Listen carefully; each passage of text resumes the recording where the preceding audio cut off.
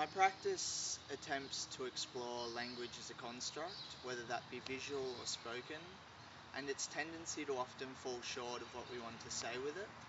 I think the visual language of photography, in a way, lends itself to a tradition of storytelling, but I'm definitely more interested in how that practice can reveal a kind of slippage between photography um, and personal experiences. My current body of work, titled The Bridge, is a collaboration with a close artist friend, Michael Weatherall. Together in the project, we've been exploring a form of narrative that would lie between the documentary aesthetic and what would be constructed conceptual imagery. In The Bridge, we've been looking for these sentiments of detachment and retrieval that exist in these spaces on the banks of the Nepean River.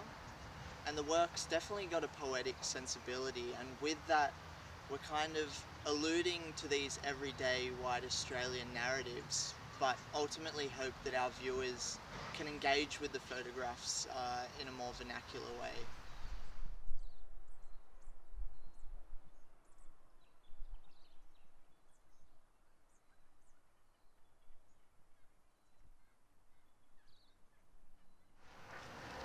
In order to begin a project, I often need quite a rough idea to grab onto so I can commit myself to making work.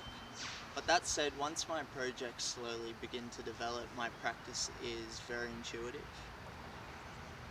I definitely like to spend long periods of time in the areas that I'm working in, as I'm really interested in these ideas of change, time, and returning to the same places that I've photographed over and over again. And I think that then follows on to the way I do most of my research, which is through my conversations often with people that I'm having as I'm working. I think research is definitely important as a conscious thought when you're an artist, but it doesn't always form part of my final installed work. In my practice, a lot of experimentation is definitely trial and error. I tend to look at a lot of people's work through photo books. Some big influences are Paul Graham, Gregory Halpin, Taryn Simon.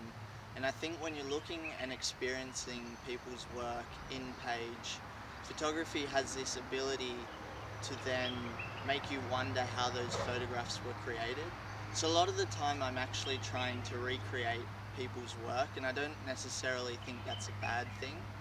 It's then about opening my own eyes to the experiences I'm having and how that can translate into pictures that have a meaning. Where I work often depends on which stage of a project I'm at.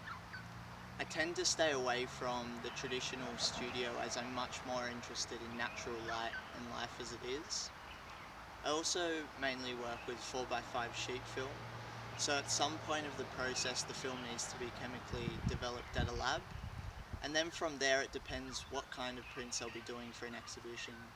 If they're digital inkjet prints, the film will need to be scanned at a lab, and I'll often do colour correcting in a studio. And if I'm producing darkroom handprints, then the film's exposed through an enlarger.